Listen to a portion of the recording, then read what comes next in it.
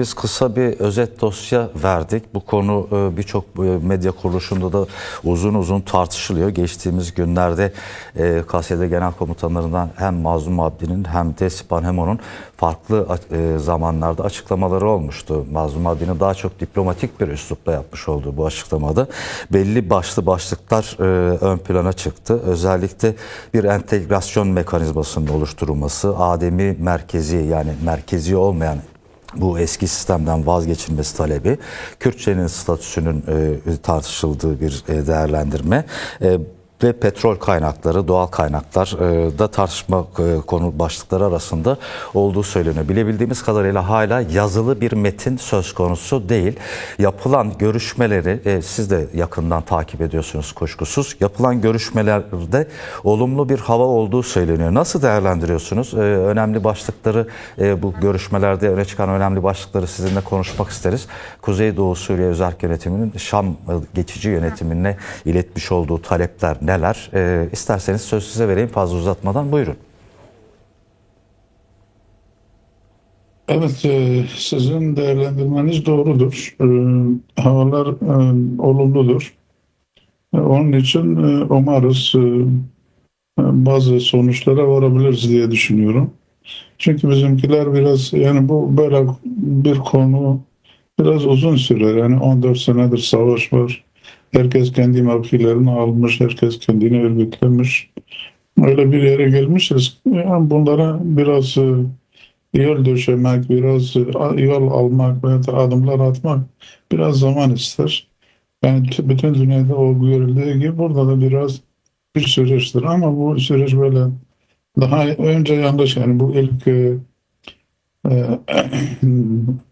bu yeni hükümetin başa gelmesiyle biraz yanlış adımlar atıldı. Yani Dikeş iliklenme yanlış iliklendi. Şimdi biz bunu tamir etmeye çalışıyoruz. Biraz yardımcı olmaya çalışıyoruz. Umarız sonuçlara varırız. Daha önce çok ısrar ediyorlar. Yani hiç konuşmadan önce bilmem ne falan, böyle demokratik Suriye güçlerinin ortadan kalkması veya da kişisel olarak katılımı falan sağlanıyordu. Ancak biz bunu kabul etmedik, ettik. Yani bunun sonrası ne olacaktır eğer gerçekten bu demokratik Suriye güçleri ortadan kalkarsa? Nedir ki şimdiki söylemde yine aynı şeyi söylüyoruz. Yani belki siz Sipan Haman'ın açıklamalarını da dile getirdiniz. Kendisi açıkça söyledi, şöyle diyor, yani bu e, demokratik Suriye güçlerinin ortaya çıkmasının bir nedenleri vardır. O nedenler ortadan kalkarsa o zaman her şey yapabiliriz. Yani ben katılabiliriz de, bir şey de yapabiliriz, çözebiliriz de. Ancak o silahlar hala duruyor. Çünkü buradaki oluşumlar falan hala tehlikede, yani tehlike kalkmış değildir. Bu bakımdan şimdi biz ısrar ettik ama şimdiki durumda bu yalnız askeri meseleler değil, yani güvenlik meselesi değil. Bütün yönleriyle tartışmaya, böyle en azından sözlü olarak tartışmaya açılmış. Yani bu nasıl katılacaklar, nasıl yapacaklar, bunlar ileriki günlerde oluyor. Yani bu hatta bu demokratik güzellik meselesi, bir de adami merkeziyetçi sistemin tartışması, çeşitli heyetler oluşturulmuş ve bunlar tartışmaya devam ediyor. Yani bu süreçteyiz şimdi ama umarız yani olumlu sonuçlara varılacağını umuyoruz. Bakalım önümüzdeki süreç neler olacak, bekliyoruz. Yani burada demeçler de, yani bu Evet. sizin işaret ettiğiniz bu Şivan'ın dedikleri de iyidir.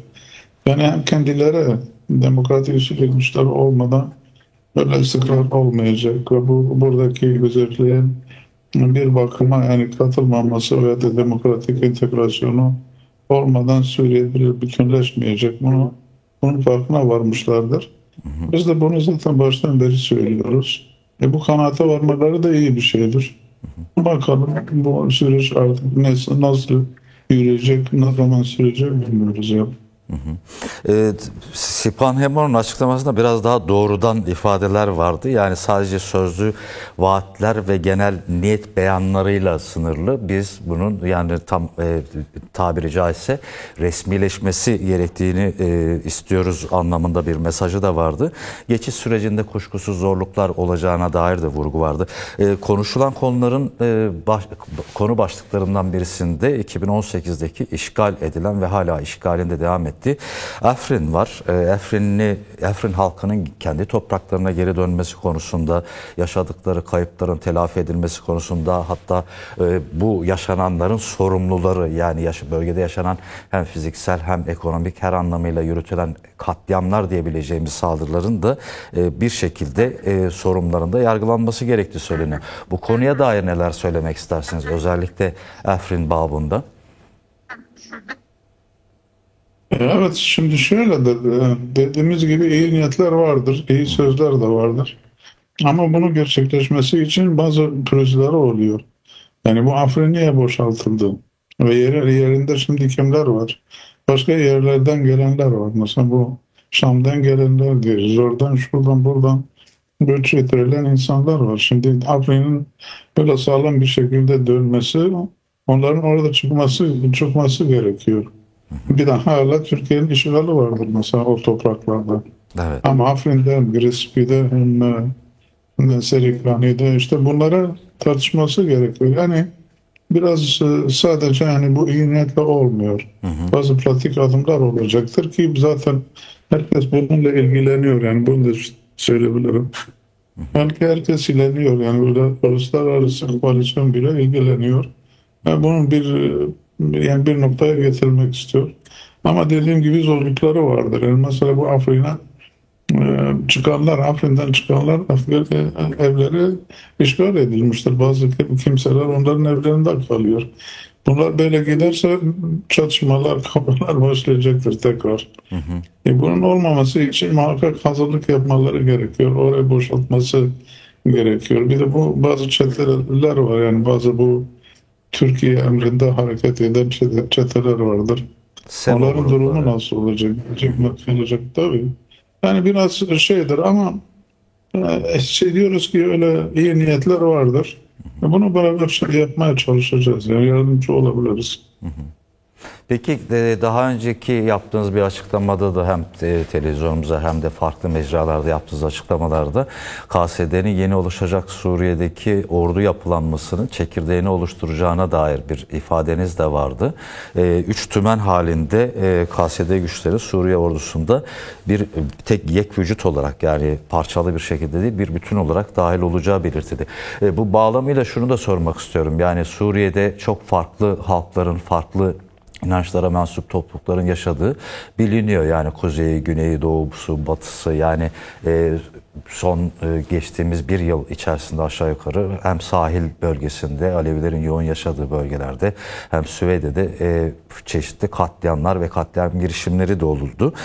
KSD güçleri tüm ülke satında bu güvenliğin sağlanması konusunda, özellikle Alevilerin Süveyde'deki yaşayan Dürzi halkın da bu yönlü sorunları var. Çünkü kendilerini güvende hissetmeyen halklar bu insanlar. Kuzey ve Doğu Suriye'deki gibi değil. Orada Asuri, Süryani, Ermeni halkların da yaşadığını biliyoruz.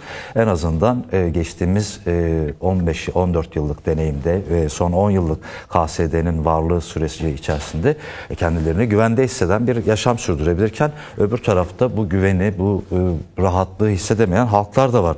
Bu bağlamıyla yani KSD çatısı altında faaliyet yürüten yat güçleri ülke satında görev alacak mı? Bu konuya dair bir bilginiz var mı? Bu konu tartışılıyor mu? Neler söylemek istersiniz?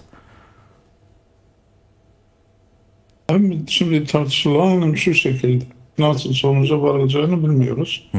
Ama tartışılan bizim yani özel yönetimin istedikleri başlı başına yani üç yönde değerlendirebiliriz. Birincisi, bizim bölgelerimiz kendi demokratik Suriye güçlerin himayesinde olacak.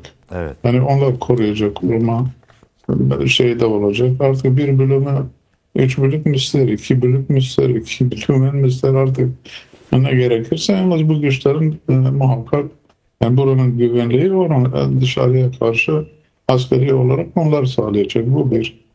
İkincisi İçişleri Güvenliği, bu asayiş meselesi falan, onlar da zaten İçişleri Bakanlığı'na bağlı olacaktır. Ama bunlar bizim yönetimimizde, yani bizim buradaki bölgelerden onlar şey yapacak, yani bu görevi yüklenecektir.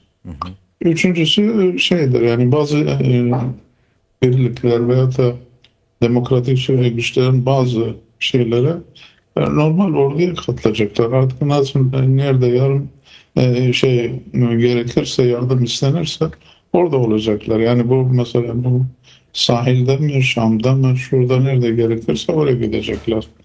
Ve bunlardan içinde de bir şey var, yani bu terörizmle mücadele birlikleri vardır. YAT dediğimiz şeydir.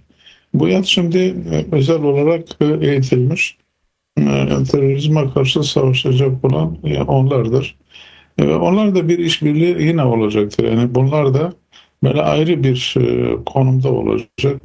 Bunun eylemleri veya da aktivitesi Suriye'nin her yerinde, nerede terörizmde savaş olacaksa, çalışmalar olacaksa bunlar da işin içinde olacaktır. Hem bizim MİAD, bir de onların bazı birlikleri, bir de uluslararası koalisyonun beraber, yani bunlar beraber hareket edecekler.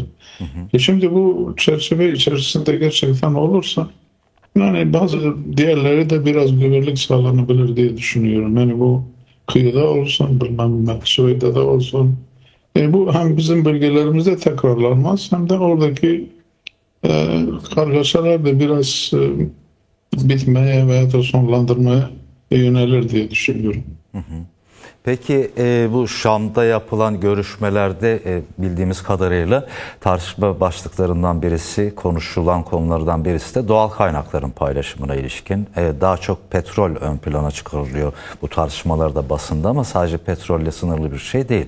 Bu konuya dair Kuzey ve Doğu Suriye özel yönetiminin zaten yaklaşımı biliniyordu. Daha önce de söyleniyordu. Yani ademi merkeziyetçi bir yaşam inşa edildiği takdirde eşit bir şekilde paylaşıma açık olunduğu da belirtiliyordu. Bu konuya dair neler tartışılıyor, konuşuluyor? Yani Şam'ın yaklaşımı ne diyor? Buna karşı özel yönetimin tutumu ne? Bu konuya dair de biraz izleyicilerimizi bilgilendirirseniz seviniriz. Evet, bizim yönetimimizin politikası şu şekildedir. Baştan beri de söyledi. Yani her altı yer üstü kaynaklar bütün Suriye halkına bir şeydir. Mülküdür. Evet. Onun için bu biraz yani oturup tartışılacaktır. Şimdi buradan çıkıyor bütün Suriye için. Bunlardan daha önce e, ne diyelim, yani manipülasyon gibi bir şey oluyordu. Bazıları alıp kendi hesabına böyle yolsuzluklarla falan el koyuyordu, ama şimdi öyle değil. Yani bir ortaklaşa işletilecektir bunlar. Ortaklaşa, yani hem buradaki yönetim hem de Şam'daki yönetim, artık ne gerekirse, yani bir paylaşmak gibi bir şey olabilir, başka şeyler de olabilir. Yani ortaklaşa olacak. Yalnız o değil de yani hem bütün kaynaklar hem de buradaki idari, yani yönetim meselesi de birçok yerde ortaklaşa olacaktır. Onun için yani hiçbir zaman zaten biz Suriye'yle parçalanmak veya ayrılmak istemediğimiz için birçok yerlerde ortaklaşa yönetilecektir. Bir de bu işte tabii kaynaklar, yani bu doğal kaynaklar meselesi, o da artık ortaklaşa işletilecektir diye düşünüyorum. Son bir soru daha sorayım. Ne zaman bu tür karşılıklı görüşmeler olsa Şam'daki geçici yönetimin temsilcilerinin soluğu Ankara'da aldığını görüyoruz. Tesadüf olmasa gerek. Türkiye'nin bu görüşmelere yaklaşımını nasıl görüyorsunuz? Nasıl değerlendiriyorsunuz? Şimdi baştan beri öyledir. Yani bunlar daha Şam'a gelmeden önce İdlib'deyken yine yardımları falan dokunuyordu. Zaten Türkiye'nin politikası da işte bu Suriye'nin iç işlerine karışmaktır. Yani birçok yönden yanlışlıkları oldu. Umarız yani bundan sonra hani istikrar falan diyorlarsa, yani burada bir şey yardımcı olmalarını gerekiyor. Yani eğer gerçekten Şam'daki yönetim onları dinlerse ve Türkiye'nin rahatlığını falan isterlerse, bir de bu işte Kürt fobiyasından kurtulurlarsa biz de memnun olur, herkesin yararına olur diye düşünüyorum. Yani yardımcı olabilirler iyi yönde. Çok pozitif bir rol oynayabilirler. Bunu da bekliyoruz yani özellikle bu süreçlerde kuzeyde de bildiğiniz gibi bu çözüm süreci falan başlamıştır. Evet. Artık bu kredi fobiyasından kurtulmak gerekiyor diye düşünüyorum.